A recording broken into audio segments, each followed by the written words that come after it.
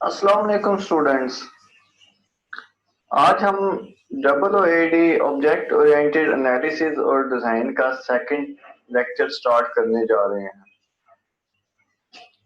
Last lecture में हमने क्या देखा था? लास्ट लेक्चर में हमने देखा था कि इस कोर्स के लिए प्री रिक्विजिट कोर्स कौन सा है।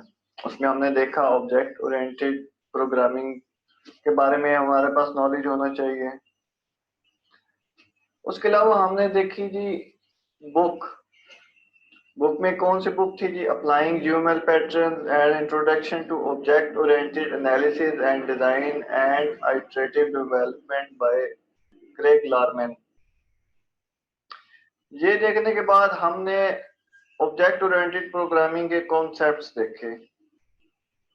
उनमें हमने इंकैप्सुलेशन, एब्स्ट्रैक्शन, इनहेरिटेंस, पॉलीमॉर्फिज्म, इसके अलावा मॉड्युलैरिटी, ये चीजें देखी। इनकैप्सुलेशन में हमने क्या देखा जी? Encapsulation in Java is a mechanism of wrapping the data and code acting on the data together as a single unit. Abstraction में हमने क्या देखा जी? Abstraction is the quality of dealing with ideas rather than events. इसके बाद हमने देखी inheritance. Inheritance क्या था? Inheritance can be defined as the process where one class acquires the property of other class. इसके बाद हमने देखा जी पॉलीमॉर्फिज्म। पॉलीमॉर्फिज्म क्या था?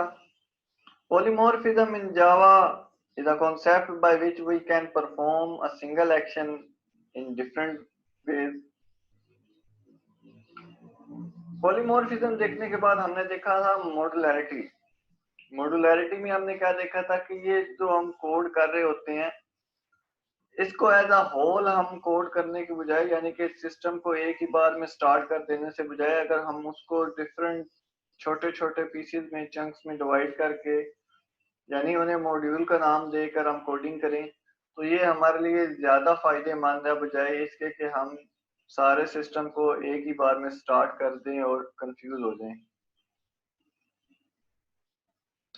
मॉड्युलैरिटी को देखने के बाद हमने ऑब्जेक्ट देखा था। ऑब्जेक्ट क्या होते हैं? हमने बात की थी कि हमारे आसपास दुनिया में ये जो चीजें फिर रही हैं, for example humans, cats, dogs, car, motorcycle वगैरह, ये क्या चीजें थी? ये हमने इनको एज अ ऑब्जेक्ट लिया था। फिर हमने इनके देखी थी प्रॉपर्टीज, स्टेट, बिहेवियर और आइडेंटिटी। हमने बात की थी कि हर ऑब्जेक्ट की एक स्टेट होती है, उसका कोई बिहेवियर होता है और उसकी आइडेंटिटी होती है, जो उसका नाम होता है।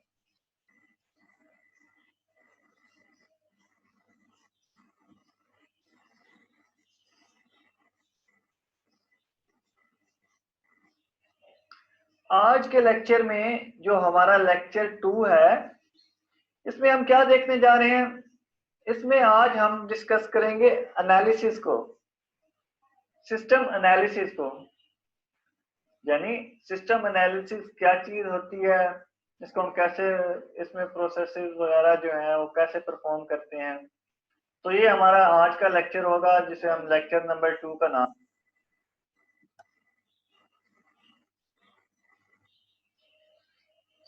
एनालिसिस क्या होता है?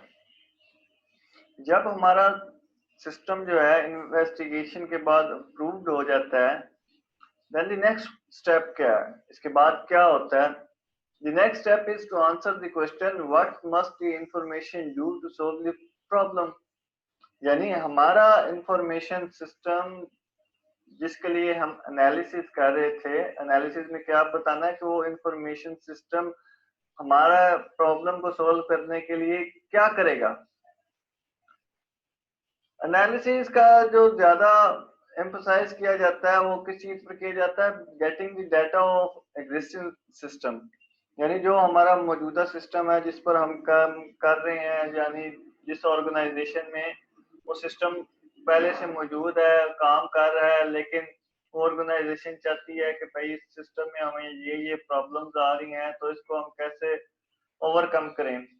तो सबसे पहले हमने क्या करना है कि वो जो एग्जिस्टिंग सिस्टम है उसका डाटा गैदर करना है, उस डाटा पर एनालिसिस परफॉर्म करना है।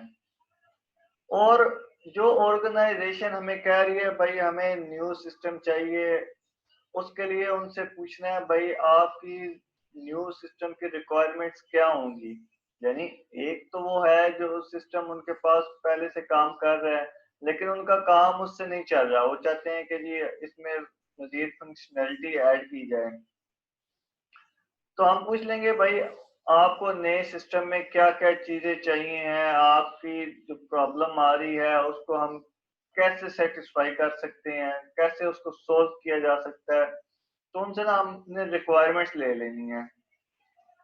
रिक्वायरमेंट्स लेने के बाद हमने क्या करना है जी, हमने सोचना है कि क्या-क्या मुतबादिल हल हैं, सॉल्यूशंस हैं जो हम इन्हें प्रोवाइड कर सकते हैं ताकि इनका ये काम, ये रिक्वायरमेंट्स जो हैं ये फुलफिल हो जाएँ और हमारा गोल अचीव हो सके। सॉल्यूशन को देखने के बाद हमने क्या करना है जी, उस पर इन्वेस्टिगेशन करनी है कि क्या ये सॉल्यूशन फिज़िबल भी है या नहीं। हमारे पास टेक्निकल जो लोग हैं वो इस बात का फैसला करेंगे, ये डिसीजन लेंगे कि क्या ये फिज़िबल भी हैं सॉल्यूशन जो नहीं जो हम उन्हें एज़ अ अल्टरनेटिव दे रहे हैं उनके न्यू सिस्टम के लिए। सिस्टम एनालिसिस का आउटकम ये होता है जी कि हमारे पास प्रायोरिटाइज लिस्ट जो होती है सिस्टम रिक्वायरमेंट्स की वो बन जाती है।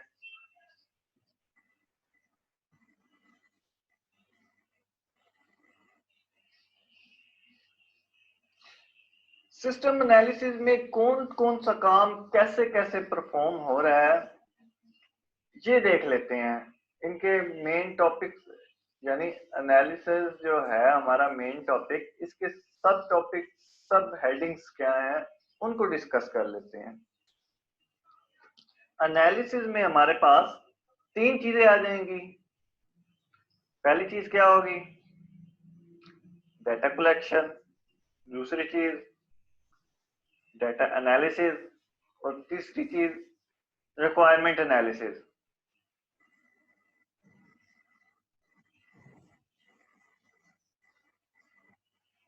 सबसे पहले देखते हैं डाटा कलेक्शन क्या है, इसको क्यों हम अचीव करते हैं।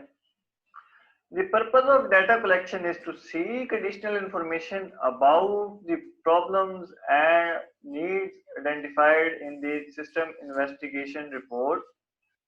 यानी जो सिस्टम इन्वेस्टिगेशन रिपोर्ट जो अर्ली ऑन बन चुकी है उसमें हम देखेंगे कि पर्पस क्या है उनकी, उनमें जो प्रॉब्लम्स और नीड आइडेंटिफाई किए गए हैं उनके रिलेटेड डाटा कलेक्ट करेंगे हम। During this process the strengths and weakness of the existing systems are emphasized। यानी इस प्रोसेस के दरमियान ये जो डाटा कलेक्शन का प्रोसेस हम करेंगे इसमें मजीद दो एक्टिविटीज हम परफॉर्म करेंगे। उसका मकसद क्या होगा कि जो कंपनी का या ऑर्गेनाइजेशन का एग्जिस्टिंग सिस्टम है जो उन जिस पर वो वर्क परफॉर्म कर रहे हैं अभी उनके ऑर्गेनाइजेशन में वो चल रहा है और उसमें उनको प्रॉब्लम्स फेस करनी पड़ रही हैं, तो क्या करेगा कि इसमें डाटा कलेक्शन में हमने क्या करना है कि उस सिस्टम की वीकनेसेस को और स्ट्रेंथ को हमने अच्छी तरह देखना है कि उनमें क्या क्या वीकनेसेस हैं क्या क्या स्ट्रेंथ हैं। स्ट्रेंथ जो है वो हम एज इट इज रहने देंगे और जो उसकी वीकनेस थी हमने उसको रिमूव करना है, वीकनेसेस को हमने रिमूव करके सिस्टम को इनहेंस करना है, रिफाइन करना है और जो प्रॉब्लम्स फेस कर रही है ऑर्गेनाइजेशन उस प्रॉब्लम को सोल्व करना है, उसके लिए हमने सॉल्यूशन प्रोवाइड करना है। तो इसमें दो चीजें हमने कौन सी करनी है जी, identifying sources of data, collecting data. सबसे पहले हमने क्या करना है, सोर्सेज को आइडेंटिफाई करना है कि डाटा हम किस तरह लेंगे, कहां से लेंगे, कौन कौन से रिसोर्सेज होंगे जिनसे हमने डाटा गेट करना है। और उसके बाद हमने क्या देखना है जी, उसके बाद हमने देखना है कि जो डाटा ये जो सोर्सेज हमने आइडेंटिफाई कर लिए हैं इनसे अब हमने डाटा लेना है। यानी सोर्सेज तो आइडेंटिफाई हो गए कि ये सोर्सेज होंगे, इधर से हमें डाटा मिल सकता है। उसके बाद उनसे हमने डाटा लेना है, डाटा किस तरह लेना है ये भी हम डिस्कस करेंगे।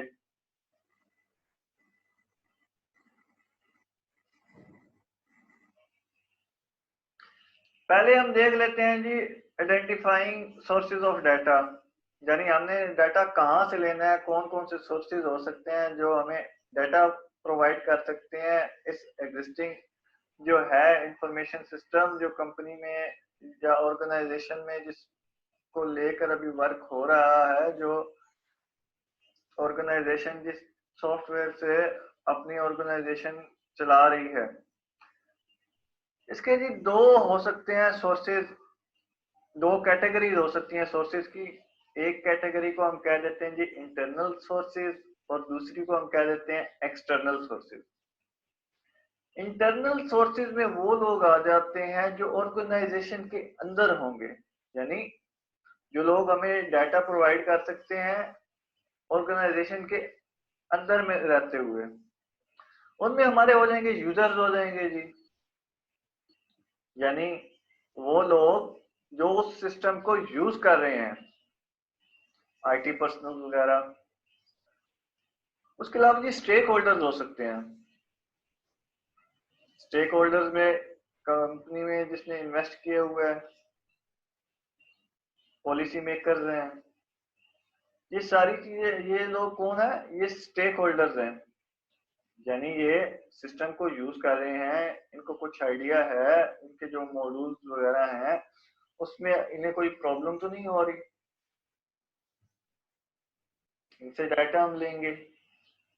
मैनेजर्स वगैरह जो इन चीजों को मैनेज कर रहे हैं, यूजर्स को, यानी कि जो ऑर्गेनाइजेशन के वर्कर्स हैं उनको मैनेज कर रहे हैं, उनका काम देख रहे हैं।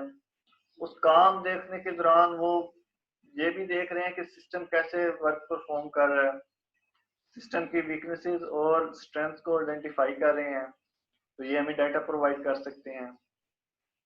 उसके अलावा कंपनी के कुछ प्रोसीजर्स होते हैं, पॉलिसीज वगैरह होती हैं, उनको देखते हुए other major of best processes, इन चीजों को देखते हुए भी हम डाटा गेन करेंगे इनसे। एक्सटर्नल सोर्सेज कौन से हो सकते हैं? फॉर एग्जांपल हमारा कस्टमर आ जाते हैं, ये लोग कौन है, ये लोग कंपनी से बाहर हैं, ऑर्गेनाइजेशन से बाहर हैं, ये भी हमें डाटा प्रोवाइड कर सकते हैं।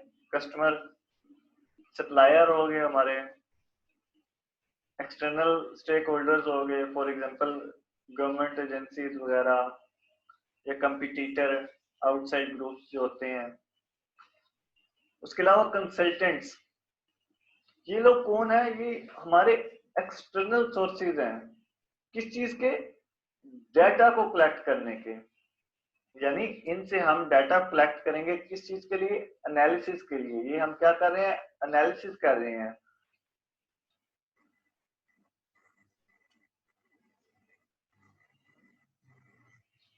दूसरी चीज थी हमारे पास थी कलेक्टिंग डाटा। सोर्सेज तो हमने आइडेंटिफाई कर लिए, उसके बाद हमने क्या करना है कि हमने देखना है भाई ये सोर्सेज आइडेंटिफाई हो गए हैं, अब इनसे हमने डाटा कैसे कलेक्ट करना है। इसके लिए हमारे पास है जी 3-4 तरीके हैं, देख लेते हैं। सबसे पहले है जी स्ट्रक्चर्ड इंटरव्यू, यानी एक हम सवाल नामा तैयार कर लें जी, बंदे को बिठाएं जो हमारा स्टेक होल्डर था, यूजर था, जो उससे जिससे हमने डाटा लेना है सिस्टम से रिलेटेड, उसको वो क्वेश्चन पेपर जो है या सवाल नामा जो है उसे थमा दें जी। यानी कैसे हमने करना है ये हमने उसको एज अ इंटरव्यू, हमने उसके पहले क्वेश्चन लिख लिए हैं, क्वेश्चन लिख के हमने रख लिए हैं, अब वो हमारे सामने बैठा है जी, हम एक एक करके उससे क्वेश्चन पूछ रहे हैं। ये हमारा क्या था, ये हमारा स्ट्रक्चर्ड इंटरव्यू था। दूसरी क्या चीज है जी, अनस्ट्रक्चर्ड इंटरव्यू। अनस्ट्रक्चर्ड इंटरव्यू में हम क्या करते हैं जी, हमने एक टॉपिक चूज कर लिया है, हम उससे पूछेंगे भाई ये जो आप सिस्टम यूज कर रहे हो इसमें आपको क्या क्या प्रॉब्लम्स फेस हो रही हैं, उसका वो जवाब देगा। यानी इसमें ये नहीं होता कि हमने क्वेश्चन एडवांस में लिख के रख लिए हैं जैसे हम स्ट्रक्चर इंटरव्यू में रख लेते थे। इसमें ये है कि वन बाय वन हम उससे क्वेश्चन पूछते जाएंगे और वो हमें जो है आंसर देता जाएगा, उसके आंसर से हम क्वेश्चन निकालेंगे, वो उससे पूछेंगे। थर्ड वे क्या है जी? थर्ड वे है हमारा डायरेक्ट ऑब्जर्वेशन। यानी हम जाएं और जो सिस्टम वर्क कर रहा है उसको खुद जाके मॉनिटर करें कि वो कैसे काम कर रहा है, उसमें मजीद बेहतरी क्या आ सकती है। और चौथा वे है क्वेश्चनर्स। यानी हम एक सवालनामा बना लें और वो क्या कर दें जी, यानी एक अब हमारा बंदा जो है जो कंपटीटर है वो एक साइड पर बैठा हुआ है दुनिया की, दूसरा दूसरी साइड पर बैठा हुआ है, यानी कि ये लोग जो है ना जियोग्राफिकली अलग अलग जगह पर बैठे हुए हैं। तो इसके लिए हम ये टेक्निक यूज करते हैं क्वेश्चनर्स की। इसमें हम सवालनामा तैयार करके भिजवा देते हैं एज अ ईमेल या जैसे भी आप भेजो, सवालनामा उनको दे देना है, रिटन क्वेश्चन होंगे उनके, वो रिटन आंसर देके आपको वापस भेज देंगे। ये टेक्निक हमारी थी जी डाटा को कलेक्ट करने की, जिसमें हमने ये चीजें देखी कलेक्शन ऑफ डाटा में।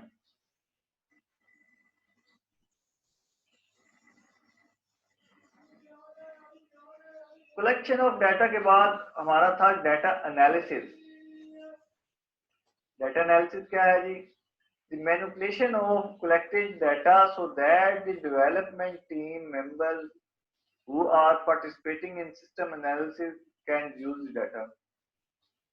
यानी वो जो डाटा हमने कलेक्ट किया था, अब उस पर हमारे जो सिस्टम डेवलपमेंट की टीम थी उसने एनालिसिस परफॉर्म करना है, उसको मैनिपुलेट करना है। मैनिपुलेट वो किस तरह कर सकते हैं जी? हमारे पास इसकी दो टेक्निक है डाटा एनालिसिस की। एक को हम डाटा मॉडलिंग कहते हैं जी, दूसरी को हम एक्टिविटी मॉडलिंग कहते हैं।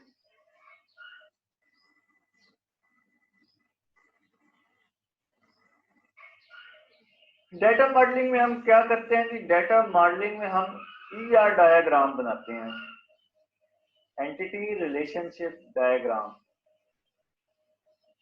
एट्रीब्यूट वगैरह, एसोसिएशन वगैरह, ये चीजें हम इसमें एड्रेस कर लेते हैं।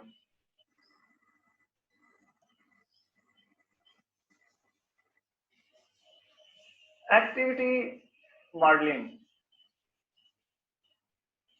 जिसको हम डाटा फ्लो डायग्राम जिसमें हम बनाएंगे, वो क्या चीज है? डाटा फ्लो डायग्राम क्या है? A model of objects, associations and activities that describe how data can flow between and around various objects।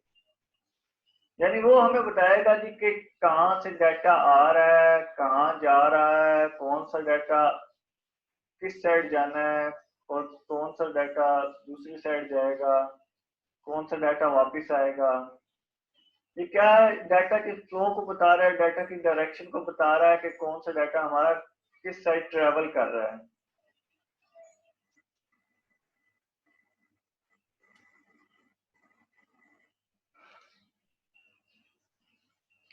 Data analysis के बाद हमारे पास आ जाता है जी रिक्वायरमेंट एनालिसिस। रिक्वायरमेंट एनालिसिस क्या है जी? The determination of user, stakeholder and organisational needs. यानी रिक्वायरमेंट एनालिसिस में हमने देख लेना है जी कि हमारा यूजर जो है, स्टेक होल्डर जो है, ऑर्गेनाइजेशन जो है, इसको किस चीज की जरूरत है। यानी जो इसका एग्जिस्टिंग सिस्टम चल रहा है अभी, जो इसकी ऑर्गेनाइजेशन में अभी वर्क परफॉर्म कर रहा है सिस्टम, जिसको हमने इंफॉर्मेशन सिस्टम का नाम दे रखा है इन्होंने। तो हमने इनसे पूछ लेना है कि भाई आपको इसमें मजीद एनहेंसमेंट की क्या जरूरत है, आपको कौन कौन सी प्रॉब्लम्स इसमें फेस करनी पड़ रही हैं और उसको हम कैसे उसका सोल्यूशन प्रोवाइड कर सकते हैं।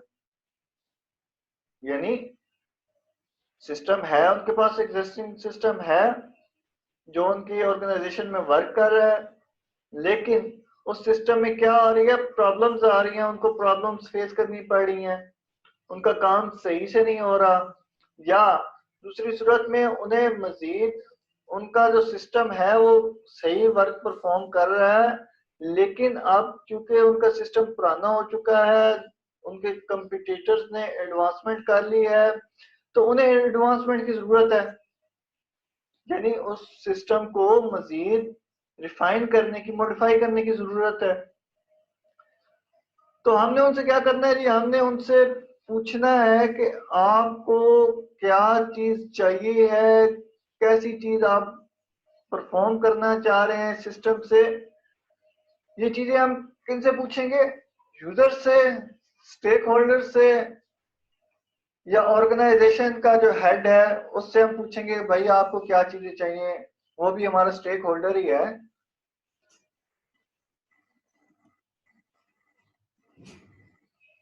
ये हमें फाइंड कैसे होगा जी, इसका क्या प्रोसीजर होगा।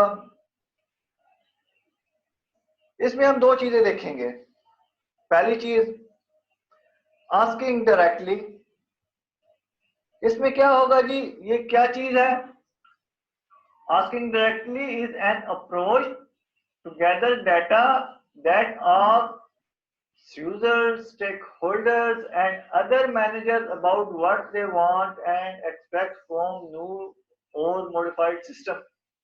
यानी हमने डायरेक्टली यूजर से, स्टेक होल्डर्स से, मैनेजर्स वगैरह से ये पूछ लेना है कि भाई आपको क्या चीज चाहिए है जो आपके नए और या मॉडिफाइड सिस्टम में होनी चाहिए। या तो वो सिरे से नया सिस्टम बनवा रहे हैं, स्टार्टिंग पॉइंट से वो कह रहे हैं कि जी ये जो हमारा पुराना सिस्टम था ये अब बिल्कुल ही हमारे किसी काम का नहीं है, आप ऐसा करें कि कोई न्यू सिस्टम बनवा दे। दूसरी सूरत में वो कह रहे हैं भाई ये हमारा पुराना सिस्टम है, इसमें ये चीजें जो है ये बिल्कुल सही वर्क परफॉर्म कर रही हैं, लेकिन हमें साथ में ये चीजें चाहिए, यानी वो सिस्टम को मॉडिफाई करवा रहे हैं। तो डायरेक्टली आस्क में हमने क्या करना है कि उनसे डायरेक्ट पूछ लेना है भाई आपको क्या क्या चीज चाहिए, क्या क्या आपकी जरूरत है, क्या क्या आपकी रिक्वायरमेंट है, आप वो हमें बता दें ताकि हम उसको देखते हुए, उसको अपने माइंड में रखते हुए आपके लिए सिस्टम डेवलप करना शुरू कर दें, उसका डिजाइन करें, डिजाइन के बाद कोड करना शुरू कर दें। तो ये कैसे हमने करना है, ये उनसे डायरेक्टली हमने बात करनी है, उनसे डायरेक्टली पूछ लेना है। दूसरी चीज आ गई जी हमारे पास critical success factors. Critical success factor ये जो अप्रोच है, इसमें हमने क्या करना है जी, क्या काम हो रहा है इसमें perform. Managers and decision makers are asked to list only the factors that are critical to the success of their area of the organization। यानी हमने मैनेजर्स और डिसीजन मेकर्स से ये बात पूछनी है, उनसे ये बात रिटर्न में ले लेनी है क्या, कि आपके ये जो प्रोसेसेस हो रहे हैं उनमें से फॉर एग्जांपल सेल है या परचेज है, ये जो फैक्टर्स हैं, चीजें परफॉर्म हो रही हैं, प्रोसेसेस है, इनमें सक्सेस फैक्टर के लिए क्रिटिकल चीजें क्या चीजें हैं। यानी उनसे हमने देख लेना है कि क्रिटिकल सक्सेस फैक्टर आपके इन प्रोसेसेस का क्या है। फॉर एग्जांपल हम ले लेते हैं जी उसकी सेल रिप्रेजेंटेटिव की, सेलमैन की। वो जो सेल रिप्रेजेंटेटिव कर रहा है, पॉइंट ऑफ सेल को हैंडल कर रहा है, मैनेज कर रहा है, उसके लिए क्रिटिकल सक्सेस फैक्टर क्या है। A critical success factor for a sales representative could be a list of customers currently buying a certain type of product यानी उसका क्रिटिकल फैक्टर, सक्सेस फैक्टर क्या है कि वो जो कस्टमर उससे चीजें बाय कर रहा है उसकी लिस्ट बन रही है या नहीं बन रही, यानी प्रोडक्ट लाइन में वो चीजें ऐड हो रही है या नहीं हो रही। अगर वो चीजें ऐड नहीं हो रही तो ये सिस्टम का फेलियर है, उसका जो प्रोसेस है वो सक्सेसफुल नहीं हो रहा। और अगर वो चीजें अपडेट हो रही हैं और उसकी एंट्रीज हो रही है तो मतलब कि उसका क्रिटिकल सक्सेस फैक्टर जो था वो सेटिस्फाइड हो रहा है। Starting from these critical success factors, the system output, input, performance, and other specific requirements can be determined. ये क्या चीजें हैं? ये वो फैक्टर्स हैं जो हमारे सिस्टम को लाजमी अचीव करने चाहिए। सक्सेस फैक्टर्स हैं उन प्रोसेसेस के जो एक सिस्टम में परफॉर्म हो रहे थे, उनको अचीव करना बहुत जरूरी है। किस लिए जरूरी है? क्योंकि सिस्टम की सक्सेस उन पर डिपेंड कर रही है। जो हमारे यूजर्स थे, स्टेक होल्डर्स थे, उन्होंने हमें बता दिया था कि ये जो चीजें हैं ये हमारे सिस्टम में होनी चाहिए, ये चीजें होंगी तो हमारा सिस्टम सक्सेसफुली गोल अचीव कर सकेगा। उन्होंने बता दिया था। फॉर एग्जांपल हमने सेल की एग्जांपल ली, उसमें क्या चीजें थी कि जब कस्टमर आया है, सेल की एंट्रीज हो रही हैं तो प्रोडक्ट लाइन में वो आइटम्स जो कस्टमर ने खरीदे हैं वो इंटर होने चाहिए। ये हमारे पास क्या था, ये सेल का सक्सेस फैक्टर था। तो ये फैक्टर्स हमारे लिए बहुत जरूरी हैं, किसी भी सिस्टम के लिए बहुत जरूरी है कि वो अचीव हो। उनके लिए जो हमने सोल्यूशन दिया है, सोल्यूशन उन्हें प्रोवाइड किया है, तो वो वर्किंग हो, वर्किंग फॉर्म में हो, एफिशिएंटली वर्क कर रहा हो और सिस्टम में कोई प्रॉब्लम्स वगैरह ना आ रही हो।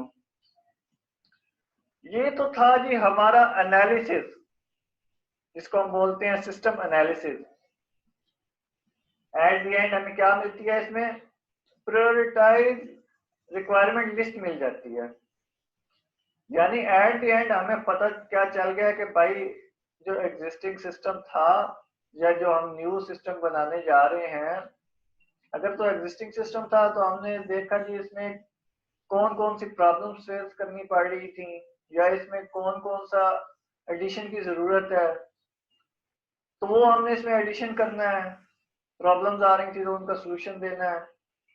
और अगर न्यू सिस्टम बनाने जा रहे थे तो वो हमने रिक्वायरमेंट्स जो है वो गैदर कर ली हैं और अब हम उनको जो नीड्स थी हमारे स्टेक होल्डर्स की उनको एड्रेस करेंगे। जो प्रॉब्लम्स उन्हें फेस हो रही थी उनके लिए हम सॉल्यूशंस वगैरह प्रोवाइड करेंगे। तो ये सारी चीजें क्या थी? ये हमारा सिस्टम एनालिसिस था।